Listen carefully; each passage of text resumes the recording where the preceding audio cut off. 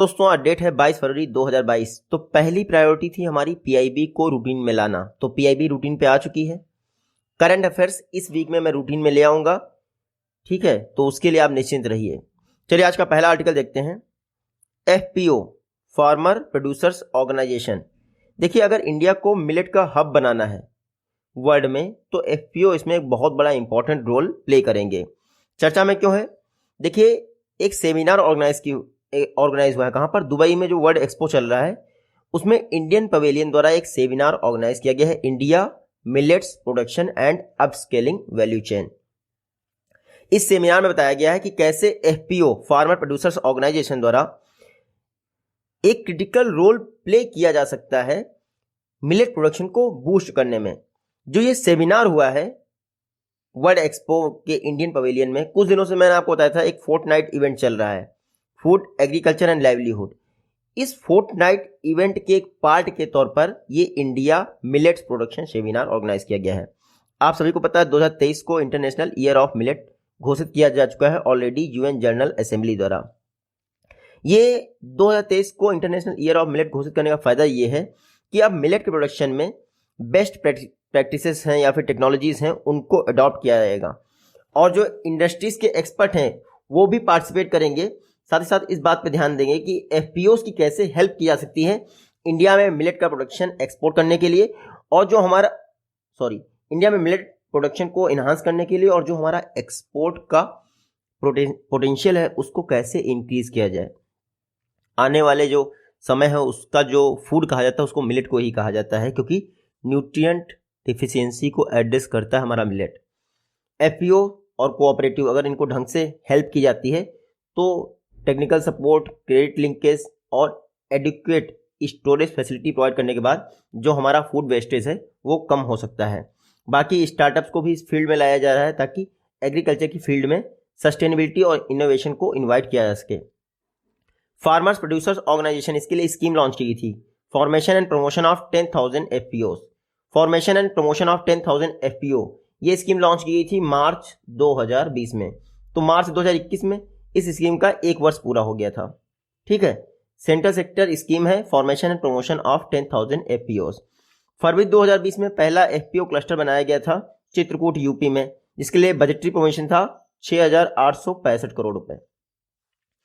2020-21 में 2200 FPO producer cluster जो है अप्रूव किए गए हैं, और कोशिश की जाए कि जल्दी से जल्दी 10,000 एफपीओ जो है स्थापित किया सकें। तो 2200 अप्रूव कर दिए गए हैं 2020-21 में, बनते कितने हैं वो अलग बात है। अच्छा, ये एफपीओस को क्या सपोर्ट मिलेगा? जो इम्प्लीमेंटिंग एजेंसीज हैं वो कई सारी professional hand holding support provide करती हैं सभी एफपीओस को 5 वर्षों के लिए। उसके अलावा जो फिनेंशियल असिस्टेंट है 3 वर्षों के लिए 18 लाख पर एफपीओ दिया जाता है। फिनेंशियल असिस्टेंट अगर आप एफपीओ स्थापित कर रहे हैं तो 18 लाख तक का पर एफपीओ फिनेंशियल असिस्टेंट दिया जाता है। उसके अलावा इक्विटी ग्रांट दी जाती है 2,000 पर फार्मर, और एफपीओ की लिमिट क्या है? 15 लाख पर एफपीओ। ये है आपकी equity grant. Even credit guarantee facility भी है 2 करोड़ तक के प्रोजेक्ट लोन पर। तो एफपीओ के लिए कई सारी चीज़ें हैं जो आपको पता होनी चाहिए, यहाँ आप ढंग से पढ़ लीजिएगा, क्योंकि अभी तक किसी भी वीडियो में एफपीओ के विषय में इतना डिटेल्ड नहीं पढ़ाया गया है।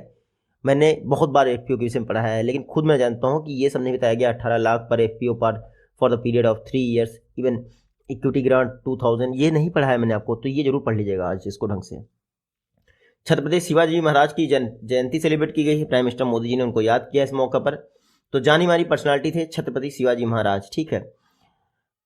उनकी जो मिलिट्री स्ट्रेटेजी थी और लीडरशिप रोल था उसको हमेशा याद किया जाता है। छापामार युद्ध पद्धति, उसकी वजह से उन्होंने जो है औरंगजेब की नाक में दम कर रखा था। मराठा एम्पायर के फाउंडर थे छत्रपति शिवाजी महाराज।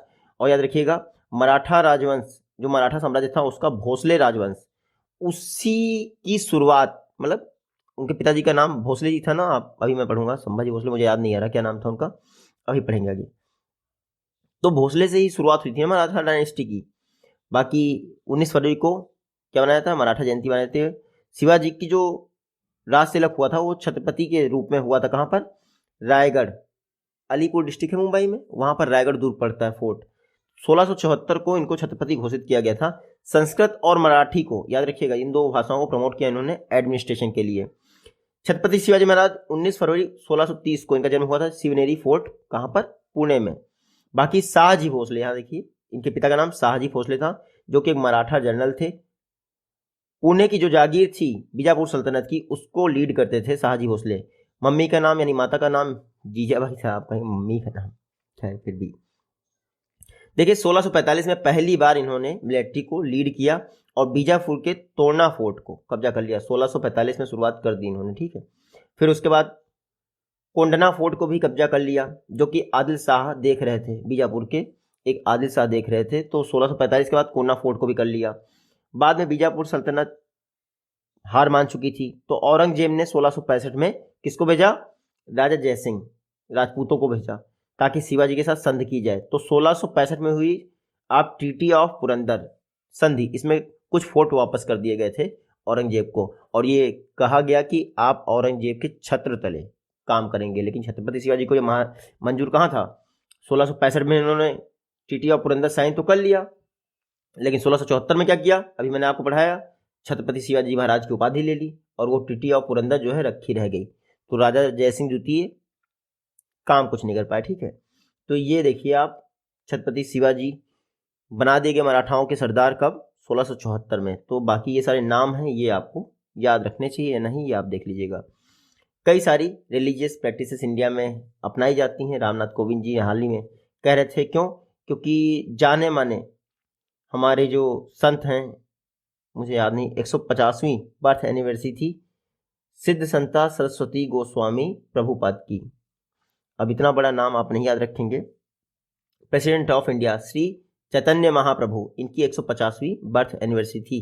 15वीं सदी में इनका जन्म हुआ था चैतन्य महाप्रभु का। कहाँ पर? वेस्ट बंगाल के नवाबद्वीप में 1486 में हुआ था, ये याद रखिएगा। 1486 में हुआ था मेरे ख्याल से। यही आपका औरंगजेब का काल वगैरह चल रहा होगा, ठीक है। इन्होंने अचिंत्य भेद अभेद तत्व को प्रमोट किया। जो आपके महाप्रभु थे श्री चैतन्य महाप्रभु जी, इन्होंने वैष्णविज्म को प्रमोट किया। कहाँ पर? वेस्ट बंगाल में। लॉर्ड कृष्ण की पूजा करते थे और हरे राम हरे कृष्ण आपने सुना है, वो इन्होंने ही प्रमोट किया। महाप्रभु जी ने एक गौदिया वैष्णविज्म इसकी स्थापना की, जो कि ब्रह्म माधव गौदिया संप्रदाय कहलाता है। तो चैतन्य महाप्रभु याद रखिएगा, वेस्ट बंगाल में वैष्णविज्म को प्रमोट किया। बाकी इन्होंने एक चीज कंपोज की थी जिसका नाम था शिक्षाष्टकम, 8 डिवोशन प्रेयर। हरे कृष्णा जो महामंत्र है वो आपके श्री चैतन्य महाप्रभु जी ने दिया था। ये वेस्ट बंगाल में थे, भक्ति को प्रमोट किया इन्होंने वेस्ट बंगाल में, वैष्णविज्म को, ठीक है। आपको शिक्षा अष्टकम याद रखना है, किसने दिया? चैतन्य महाप्रभु ने दिया। यहाँ पर आप पढ़ लीजिएगा।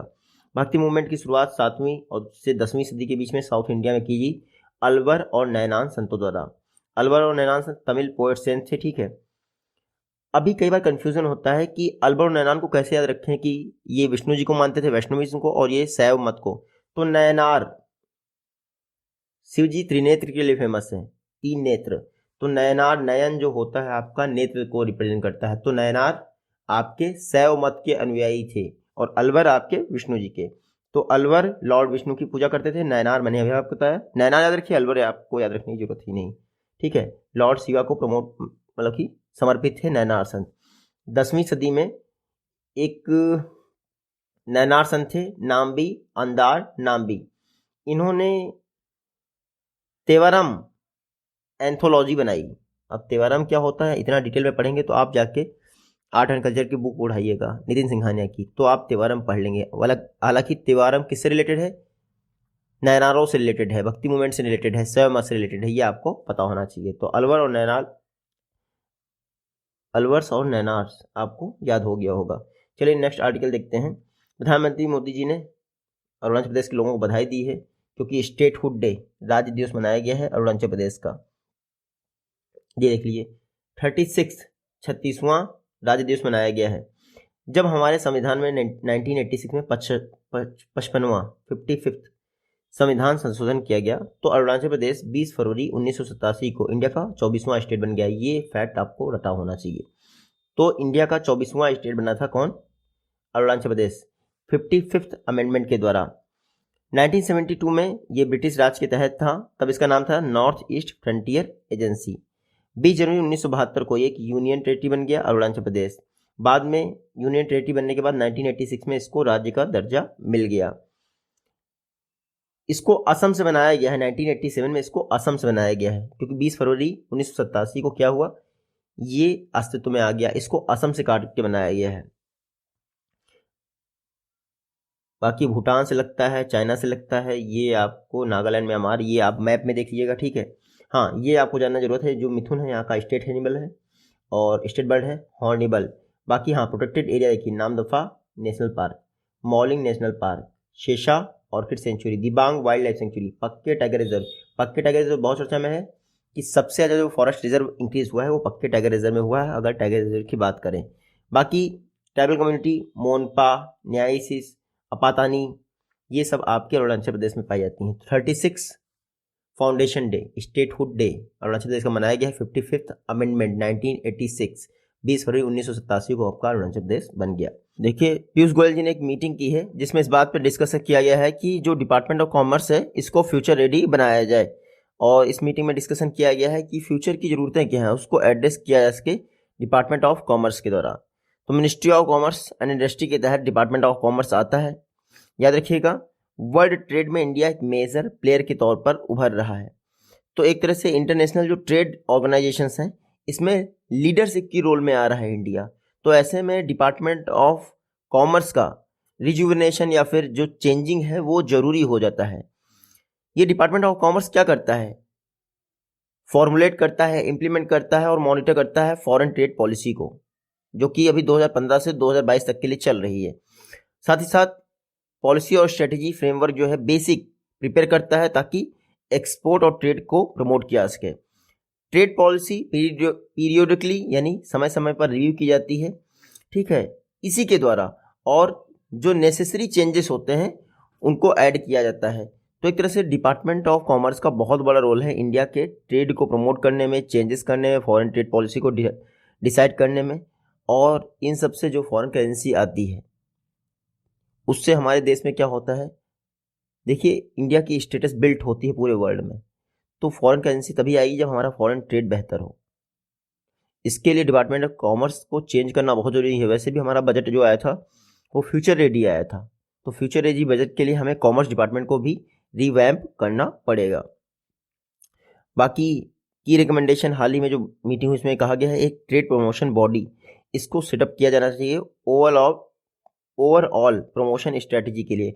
वैसे अभी आपके इंडिया में इन्वेस्ट इंडिया है, ठीक है, लेकिन वो इस तरह से काम नहीं कर पा रही है। इन्होंने कहा कि जो मल्टी स्किल्ड नेगोशिएशन टर्म्स हैं इनको सेपरेट कर देना चाहिए बायलैटरल ट्रेड के लिए और WTO नेगोशिएशंस के लिए। एक ट्रेड रेमेडीज रिव्यू कमेटी बननी चाहिए जिसमें ministry of commerce and industry और मिनिस्ट्री ऑफ फाइनेंस दोनों के लोग रहें। इस तरह से हमारा जो है डिपार्टमेंट ऑफ कॉमर्स को रिवैम्प करना है। बाकी लेवेंडर कल्टीवेशन इसको इंक्रीज करना है। CSIR का एक अरोमा मिशन है पर्पल रिवॉल्यूशन के लिए। पर्पल क्रांति किससे रिलेटेड है, पर्पल रिवॉल्यूशन अरोमा मिशन, ये आप देख लीजिए, ये है आपका लेवेंडर, ठीक है। इससे खुशबू वाला ऑयल बनाया जाता है, परफ्यूम बनाए जाते हैं, साबुन, मतलब इस तरह की चीज़ें जो सोप वगैरह होते हैं उनको बनाया जाता है। CSIR का अरोमा मिशन है, ministry of science and technology के तहत रन किया जा रहा है। इसमें लेवेंडर कल्टीवेशन को बढ़ावा देना है। कहाँ पर, रामबन डिस्ट्रिक्ट का एटमॉस्फेयर वैसा ही है जैसा लेवेंडर कल्टीवेशन के लिए चाहिए। लगभग 500 यूथ पर्पल रिवॉल्यूशन से फ़ायदा उठा चुके हैं और कई सारी इनकम्स को जनरेट कर चुके हैं। बाकी ये आपको पढ़ने की ज़रूरत नहीं है। हाँ, स्टार्टअप इंडिया कैंपेन के तहत जो एग्रीप्रेन्योर्स हैं, एग्री एंटरप्रेन्योर्स हैं या फिर फार्मर्स हैं, उनको बुलाया जा रहा है अरोमा मिशन के लिए, लेवेंडर कल्टीवेशन के लिए। पर्पल रिवॉल्यूशन जम्मू कश्मीर में इंप्लीमेंट की जा रही है स्टार्टअप इंडिया के कॉन्ट्रीब्यूशन के द्वारा, और ये स्टार्टअप इंडिया कॉन्ट्रीब्यूशन 2016 में लॉन्च किया था। जम्मू कश्मीर के डोडा डिस्ट्रिक्ट, वहाँ पर पहले से 500 फार्मर्स जो है लेवेंडर कल्टीवेशन कर रहे हैं। अब रामबन डिस्ट्रिक्ट को भी शामिल किया जा रहा है क्योंकि सेम क्लाइमेटिक सिचुएशन है। फर्स्ट टाइम अगर कल्टीवेशन करने जा रहे हैं तो आपको लेवेंडर के जो सैपलिंग्स हैं वो फ्री ऑफ कॉस्ट दिए जाएंगे, और अगर पहले आप कर चुके हैं तो ₹5 से 6 पर सैपलिंग्स दी जाएगी, ठीक है। तना लगा के इसका जो है कल्टीवेशन किया जाता है, बीज नहीं बोते हैं। लेवेंडर की ऑयल कीमत 10,000 पर लीटर है और 1 हेक्टेयर में आप 40 लीटर लेवेंडर जो है आसानी से प्रोड्यूस कर सकते हैं। तो इससे लगभग 1 हेक्टेयर में 4 लाख की उपज, बहुत बड़ा अमाउंट हो जाता है। अरोमा मिशन का मेन टारगेट यही है कि प्लांट का कल्टीवेशन बढ़ाना हो, खास करके लेवेंडर जैसे प्लांट्स का, जिनसे आपका खुशबू जनरेट हो, परफ्यूम क्रिएट की जा सके, वो है अरोमा मिशन का टारगेट। मिशन क्या करता है, अरोमा इंडस्ट्री को, जो ऑयल बेस्ड अरोमा इंडस्ट्री है, उसको नर्चर और डेवलप करने का काम करता है। फार्मर्स और नेक्स्ट जनरेशन जो एंटरप्रेन्योर्स हैं उनको इस इंडस्ट्री में लाने का भी काम करता है। CSIR का जो अरोमा मिशन है, ये सेल्फ लाइवलीहुड एंड एंटरप्रेन्योरशिप के लिए नए एवेन्यूज बना रहा है। अभी तक इस मिशन में 10 से 12 lakh man days of rural employment generate किया जा चुका है। ये मैन डेज क्या होता है, सपोज करिए 100 मैन 100 डेज के लिए वर्क करते हैं, तो कितने मैन डेज हो गए, 10,000 मैन डेज हो गए। तो ये होता है आपका मैन डेज, 10 से 12 लाख मैन डेज। जितने लोग काम करते हैं उतने दिन से मल्टीप्लाई कर दीजिए। बाकी 500 टन ऑफ एसेंशियल ऑयल, लगभग 60 करोड़ का जो है अभी तक प्रोड्यूस किया जा चुका है और 6,000 हेक्टेयर ऑफ लैंड में इसका कल्टीवेशन स्टार्ट किया जा चुका है। तो ये अरोमा मिशन लेवेंडर से रिलेटेड है, हालांकि कई सारी चीज़ों से रिलेटेड है जिसमें आपकी स्मेल ऐड हो। लेवेंडर का कल्टीवेशन जम्मू कश्मीर में किया है, वो बात अलग है। तो ये मैं कोशिश करूँगा कल सुबह में जल्दी ही PIB अपलोड हो जाए 7 बजे के आसपास। तब तक के लिए take care, goodbye and जय।